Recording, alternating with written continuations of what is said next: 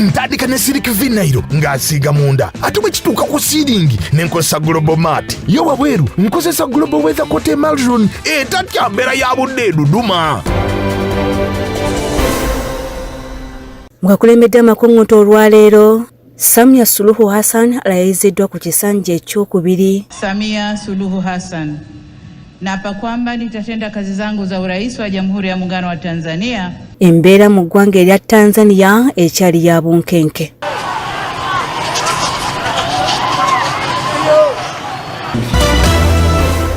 Ateeka akakiiko k'ebyokulonda mu ggwanga kasisinkanye ba agenti b'abeesimbyewo ku batooki mu kakuyege waabwe. So that when there are any emerging issues, they are addressed before they escalate into a conflict. We have to start printing ballot papers, but we cannot print ballot papers. Ebigezo ebyakamaliriza b'ekibiina ekyomusanvu bitandise lwaleero UNEB erabudde ku kibba bigezo. They are involved in examination malpractice and this is discovered, they will lose their results. So I want to warn head teachers, directors, you have done enough of teaching. Gonna amalago obulindiira mulega fama kongonte.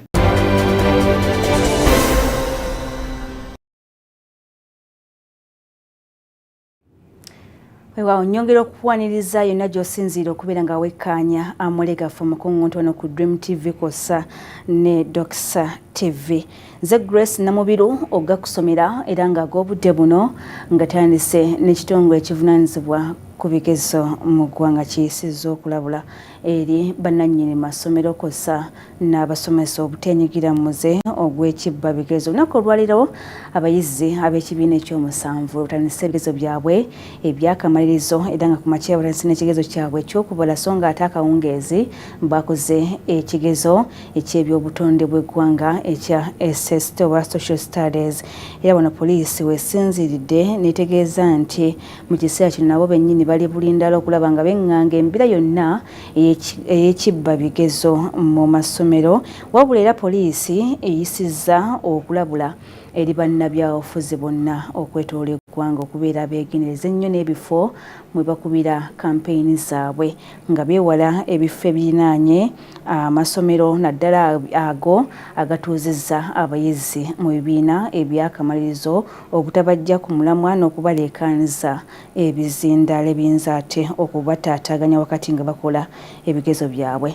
Bino byogeddwa omwogezi wa poliisi mu ggwanga Kituma Rosoke nguno nategeezezza nti basuubira bannabyabufuzi okwefuga n'okubeera nga basaasira abayizi bano obutaaganyizibwa. Ebigezo ebyakamaliriza eby'ekibiina ekyomusanvu bitandise lunaku lwaleero mu butongole n'ekigezo ekyokubala wamu n'ekya SST era ng'abayizi abali 81,785 bawandiisibwa ekitongole kino ekya UNEB okusobola okutuula ebigezo byabwe ebyakamalirizo. Nga wano UNEB wesinzidde okwebaza abasomesa wansi w'ekibiina kyabwe ekyawunattu abaasalawo okudda mu bibiina okuyambako mu kulondoola ebigezo bino. Enkyero lwayo ebigezo bitandise bulungi tundi byonna byonna ebyaggwanga twasobodde okuba nga tutuusa empapula mu bifo byonna mu budde era nga zaatuuse bulungi over the weekend. Kati bwe zivaawo tukolagana ne bannaffe aba local government ba inspectors of schools ne batuyambako ozituusa ku masomero gye gaziteekeddwa okubeera. Tusaba bulijjo aba local governments ba CAOs ne batuyamba ba officers abakola ku local government abakola ku districts ne babeera nga ne batuyambako okubanga basaasanya oba batambuza empapula ezo naye nga si bodaboda nga luli omulundi ogwasooka ebigezo twafuniranga obuzibu. Wabula ekitongole kya UNEB kirabudde abo bonna abaagala okuggulirira abantu baabwe okusobola okubbira abayizi ebigezo. Opportunity to warn all other persons that may be thinking like this. We have a number of very good Ugandans who are giving us information. We have received some information. For example, I've received information of some school in Kayunga district, in Gomba district, in Buyende district, and 1 or 2 in Greater Kampala. Asabye n'abalondoola ebigezo abaateereddwa mu bitundu by'eggwanga eby'enjawulo okusobola okulaba nga bagoberera bulungi enteekateeka zonna okusobola okulwanisa obubbi bw'ebigezo. If they are involved in examination malpractice and this is discovered, they will lose their results. So I want to warn head teachers, directors, you have done enough of teaching. It is time now to allow the candidates to do the examination using the skills and the knowledge that you have already given them over the last 7 years. Mu mbeera y'empoliisi ako nevudde nerabula abo bonna abaagala okuggulirira abakuuma ebigezo nti bali kamanyi olw'ensonga nti poliisi w'enaabakwatako bagenda kusibira mbega wa mitayimbwa. Sobole okufuna obusasi era bano babadde ku Garden Hotel eya Lira ne banywezebwa era n'ebizibiti ebimu tubiina, so ekyo kikulaga nti already wadde wano tuli kulabula naye abamu already batandise dda. Kyokka era poliisi erabudde ne bannabyabufuzi obuteetantala kuba kampeyini okumpi n'amasomero naddala eyo abayizi bagenda okukola ebigezo byabwe by'akamalirizo. Baagala okuteeka campaigns ku bisaawe ebiri kumpi n'amasomero era bw'olaba nga security eziyiza ekyo muba kyetaaga ne mutegeera ku lwaki tuba tukikoze. Ronnie Bulegeya, Dream TV.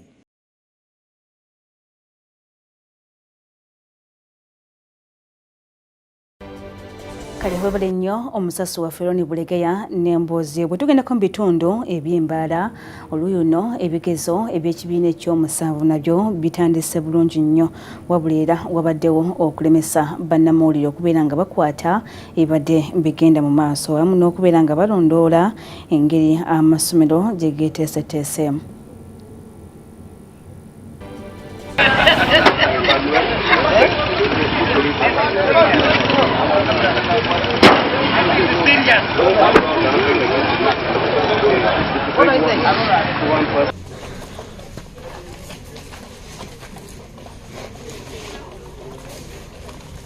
Of PLE, we have prepared everything that is required. We thank the government, we thank UNEP, we thank Mbarara City for the facilitation, and we have 123 examination centers which have been condensed into 91 sitting centers. We have 6,252 candidates who are sitting, and we are happy because the number is increasing.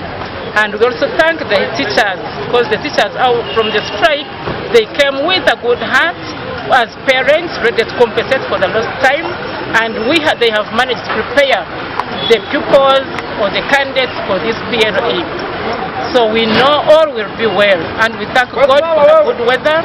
We know the exercise is going to move on smoothly. Examinations as a school, and we have 475 candidates who are fully prepared to sit for this examination. We want to thank God for this milestone that we have reached the end, and we hope our children will perform well because we have prepared them very well. We request parents to keep it. I expect you to go maybe at school and pick your children. Some are boarders, some are day scholars. Make sure when they reach home, please welcome them, give them nice food, give them a good environment, protect them because some of them have anxiety, some of them are stressed. Please, parents, talk to them, give them good food, give them a good environment so that they settle down and they don't misbehave during the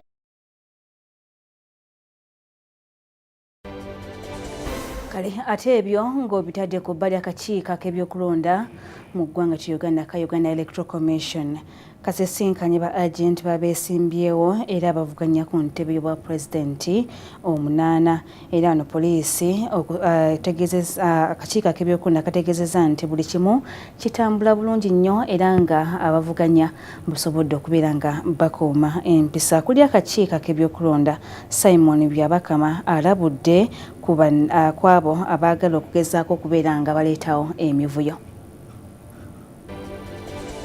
Nga kampeyini zikyagenda maaso mu ggwanga Uganda, lunaku olwali akakiiko k'ebyokulonda kayise ba agenti baabo abesimbyewo ku ntebe nene ey'obwa pulezidenti okuwaayo ebizibu byabwe basanze mu mwezi guno gwe twakakuba emabega n'okwongera okweteekerateekera omwezi gwe tugendamu guno gwokubiri ng'abesimbyewo bakyasagula akalulu kaabwe.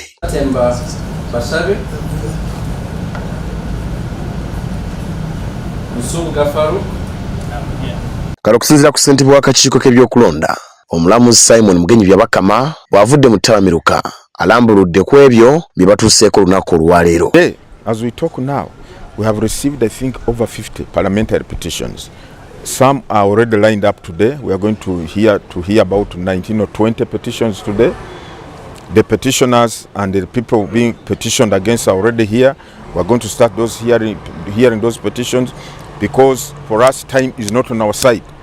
We have to start printing ballot papers, but we cannot print ballot papers after we have determined who is going to be on the ballot paper and who is not going to be there.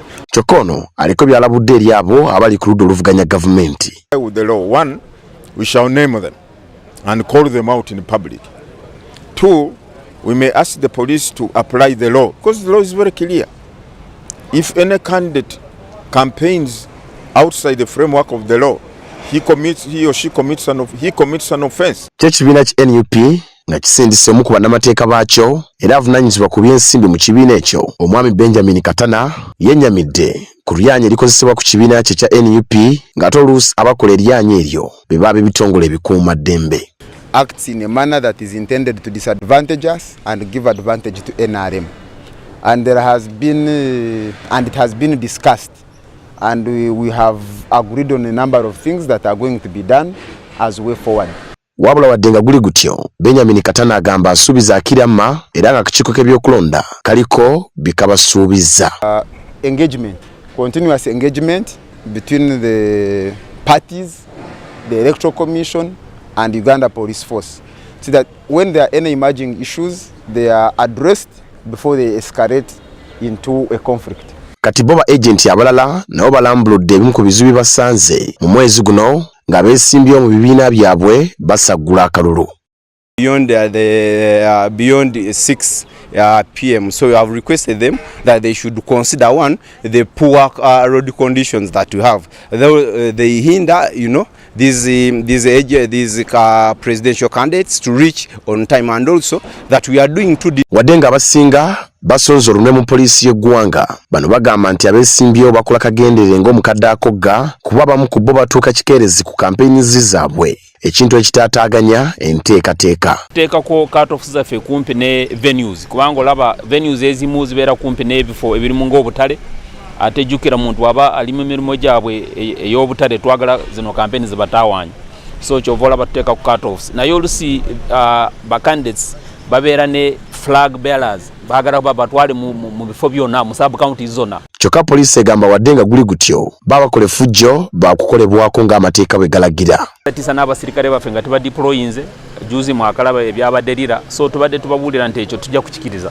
ate buli omu agezaako okulaba nti atawaanya security nga tukola emirimu gyaffe naffe tujja kuvaayo. Martin Bosakali Esubula ku lwa Dream TV wano ku kitebe ky'akakiiko k'ebyokulonda mu Kampala. Webale nnyo omusasi waffe Martin Bosakali Esubula n'emboozi bwe tuyongera ina mulega ffe amakunguntu olukiiko oluddukanya ekibuga Kampala olwa KCC lutudde mbagirawo era nga luno luyisizza ebimu ku biteeso abasuubuzi abakosebwa amataba benga bayirirwa era ne basaba n'omugagga Amis Kyogondo okulaba nga ayimirira wamu n'abasuubuzi bano naddala ku bizimbe abasuubuzi bano okubeera nga bayambibwako engeri kiri nti omwezi gwaweddeko babeeko engeri gye ne bannannyini bizimbe baleme kubeera nga ate babapeeka ensimbi ez'obupangisa. Naye n'abasuubuzi olunaku olwo nabo bavuddeyo ne batuula wamu n'olukiiko oluddukanya ekibuga Kampala omuli omuloodi w'ekibuga Kampala Salongo Erias Lukwago nga yabadde alukubiriza era we batyo ne balaga ennaku gye bayitamu omuli emmaali yaabwe okubeera nga eyonoonekera mu mataba agazingako ekibuga Kampala Sabbiiti ewedde. Planning committee and building committee are directed to stop any further processes of approving Ham Enterprises Limited plan for construction of a Nachivubo. It is not there in what the clerk read. Please, it is not captured there. And Madam Speaker, yes, it is not there. It is not captured there. Tugambye nti basanze ng'ebizimbe ebimu enzizi ziri mu byo. Basimamu enzizi mu bizimbe. Ebyali birina okukola nga zi basement babifula mu maduuka n'ebirala bingi nnyo. Ekibadde olunaku lwa leero tusazeewo nga kanso abantu bonna abafiiriddwa ebintu byabwe baliyirirwe. Gavumenti ebaliyirire. Kubanga buno bulagajjavu bwa gavumenti ne KCCA tukkiriza ddala. Yeyina okugenda namanya nti abantu n'ebintu byabwe bali safe. So tusazeewo babaliyirire mu bwangu obw'ekitalo. Ensonga endala tusabye Directorate ya Gender ekwataganya ku nsonga z'abantu n'ebirala byonna egende mu maaso ebala abantu abatuukiddwako obuzibu bonna tebabasosola nti obono wa kibiina ki obono wa kibiina ki bonna era bafube okulaba nga babaddizaawo ebintu byabwe. Twogedde ne tugamba nti twetaaga mukulu Ham kubanga buli kiseera twogera ku mataba avaayo ajja yennyonnyoleko mu kanso yaffe era agenda kuyitibwa. Ensonga endala esembyeyo Idi atugambye nti teri alina kyapa ku Nakivubo kyano era abakansalazi ne basaba nti ensonga ezo twalibwe mu kkooti okutegeera abaliko abazimbako ebyapa babijjawa. Ezo zibadde ensonga. Meya tukulembere tukkirire ne kanso ne Idi tukwate n'aba enforcement bafe aba KCC batugatireko n'abapoliisi tugende tuyimirire wali aba enforcement beenforcinge. Tumanye nti tumaze olutalo naye tudde eno mu kanso ali mu kuzimba talina pulaani fena tukimanyi talina pulaani era naffe nga kanso twakkiriza ne tugaba biyimirize oba babimenyewo naye ani agenda okugendayo nga waliyo amagye. Kyoyanze Nasulu ngambye tuyimirire tuve wano tukkirire ffenna ku saiti ebintu tubimenyewo olwo luggwe tumanye nti enforcement tugikoze. BC Building Committee kakati nze kyembadde nsaba bannange nti tuyimirize process eyo y'ekyapa kyennyini kuba kya bulabe. Tuyimirize process eya liizi, tuyimirize process ey'okwaprovinga plan gye boogeddeko eri mu mu physical planning committee. Ebyembi recommendation eyo bagiganye simanya bakyebuulirizaako bannamateeka ate simanya ensonga ezimu kuba mpulidde speaker agamba zikyalina mu kakiiko ka parliament tetuyinza ziteesaako wano. Ebintu ebimu ng'olaba byakwekwasa bwekwasa kubanga bwe banaamala okuyisa pulaani ya Ham n'afuna ne lease ku ttaka eryo eyo property ng'egenze completely tubadde tukyalinawo omukisa ogugikola ki ogugisigaza oba ogutaayiza kati n'atosobola kugitwala. So kino kye tuyisizza kirungi ekyokugamba nti byabadde azimba biyimirizibwe ekyo kirungi era mbeebaza bannange okwekuba mutima kubanga ekyo nabasaba luli ne bagaana. N'emboozi eyo katugende bulambalamba mu lunyiri lwaffe olunaku olwali tujja mu kitabo ky'Abakolosaayi essuula ey'okusatu olunyiriri olwa22. Abakolosaayi essuula ey'okusatu olunyiriri olwa22 lugamba nti abaddu muwulirenga bakama bammwe ab'omu mubiri mu byonna si mu kuweereza okw'okungulu nga basiimibwa abantu wabula mu mitima ogutalina bukuusa nga mutya Mukama waffe. Abaddu muwulirenga bakama bammwe ab'omu mubiri mu byonna si mu kuweereza okw'okungulu nga basiimibwa abantu wabula mu mutima ogutalina bukuusa nga mutya Mukama waffe. Mu Luganda tulina olugero olugamba nti agatatya mukama waago. Kati nno olunyiri luno tuyigiriza bulijjo okubeera nga bakama baffe tubawa ekitiibwa era tubawulirizenga mu mbeera yonna, olwo nno tujja okubeera nga tusobola okumalako obulamu buno obw'ensi. Singa onooba nga otya mukama wo oba omukono ogwo ogukuliisa oguwa ekitiibwa ne mukama ajja kuwa empeera, kubanga oba olaze okusiima olw'ebyo byakukolera nga tobitadde mu bigambo wabula obitadde mu bikola.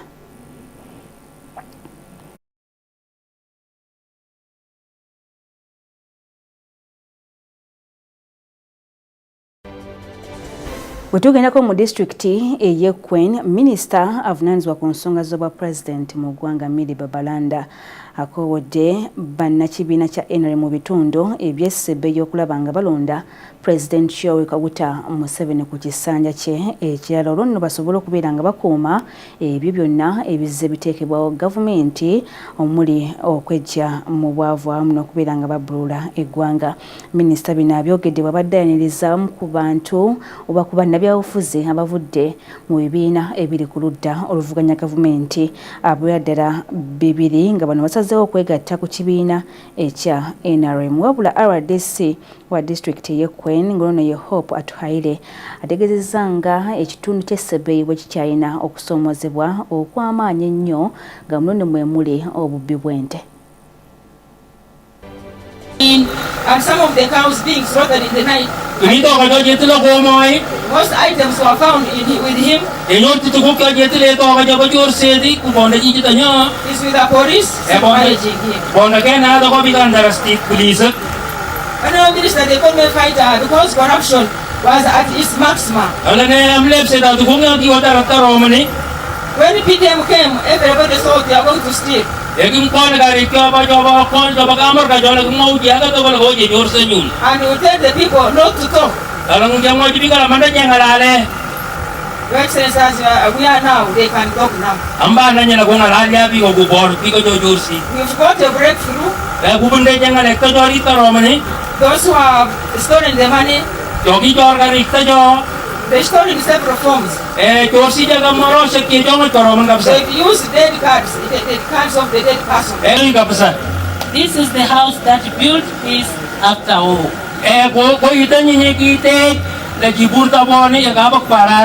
That built roads where there were none.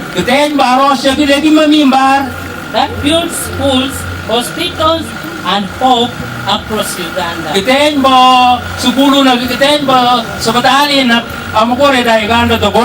To receive our great leader, His Excellency Yoweri Kaguta Museveni, here in the Sebei region. Your return sends a powerful message that the people of Kwene and the people of Sebei are united under one flag.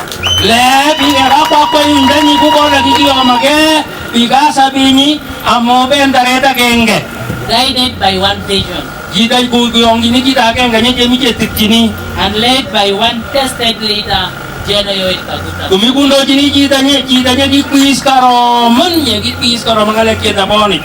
The NRM is not just a party,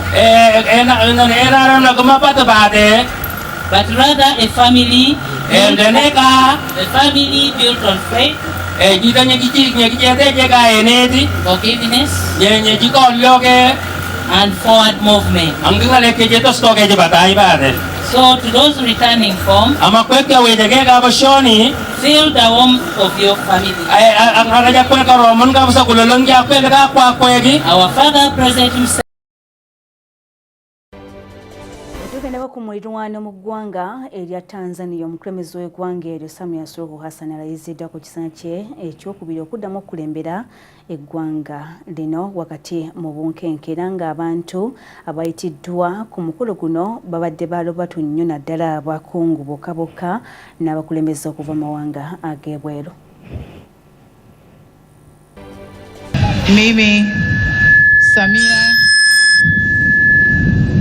Mimi Samia Suluhu Hassan naapa kwamba nitakuwa mwaminifu kwa Jamhuri ya Muungano wa Tanzania. Omukulembeze w'eggwanga Tanzania Samia Suluhu Hassan alayiziddwa okuddamu okulembera eggwanga omulundi ogwokubiri wakati mu bunkenke n'ebyokwerinda ebibadde ebinywevu. Ono yalangirirwa ku lw'omukaga lwa Ssabbiiti gye tukubye emabega akakiiko ak'ebyokulonda nga yafuna ebitundu 98 ku 100. Akalulu kano kaakubwa ng'ennaku z'omwezi 29 omwezi oguwedde kaalimu ebirumira bingi n'obusambattuko omwali okwekalakaasa era nga muno mwafiiramu bannansi so nga ate abalala abavuganya ku bwa pulezidenti bali mu makomera. Samia Suluhu kyenkana yali yeevuganya yekka n'abalala okuli Tundu Lissu ow'ekibiina ekya Chadema nga bano babaddemu kutookereza mukolo.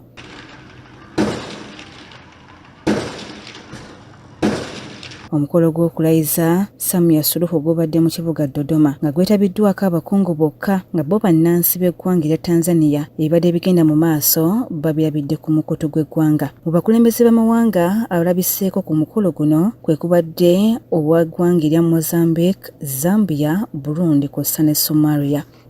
Kati mu kulonda kuno okwa bonna mu ggwanga lya Tanzania bannansi batandikawo obwegugungo ku nguudo ez'enjawulo wakati mu kuwakanya okulonda. Wabula bano baakubwamu omukka ogubalagala okubagumbulula n'okussaawo kafyu kw'ossa ne intaneti okuggyibwako okwewala ebiyinza okuddirira.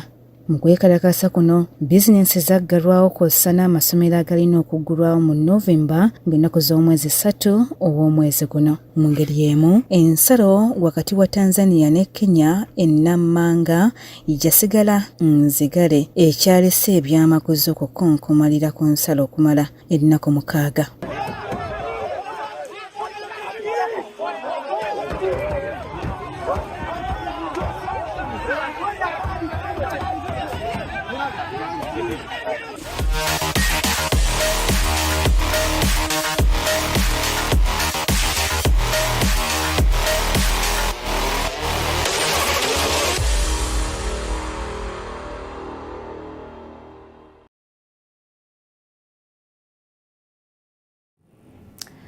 Mulega faga ebyemizannyo mu mpaka za University League olwaliro Mutesa One Royal University ekyalidde Kabale University n'egikuba goals 2-1 okugenda okutuuka ku ntikko ey'ekimezo. Omutendesi kw'ossa n'abazannyi baliko bye boogedde ku luzannya luno.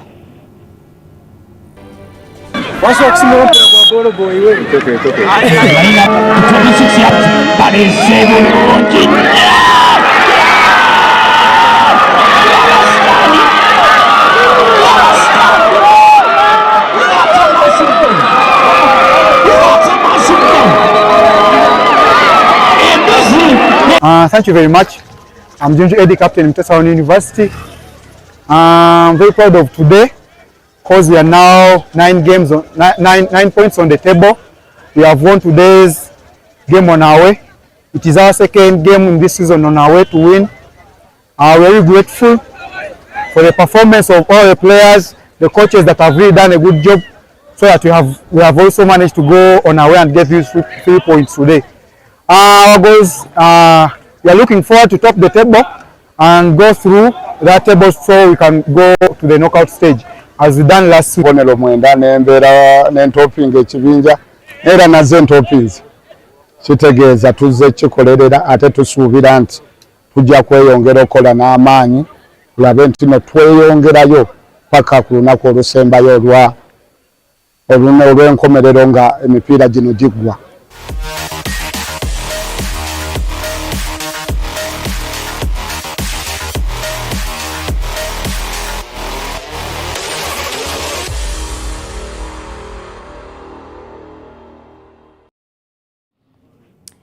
Kale amulega fama kungonte bwe gatenno bwe gatambudde we bale kutugoberera okuva gye twatandikidde mpaka ku nkomerero ey'amakungonte. Ku lw'ekitongole ekya Mawulire ensigadde nza Grace Namubiro kambagaliza ekiro ekirungi era mubere bulungi mweraba.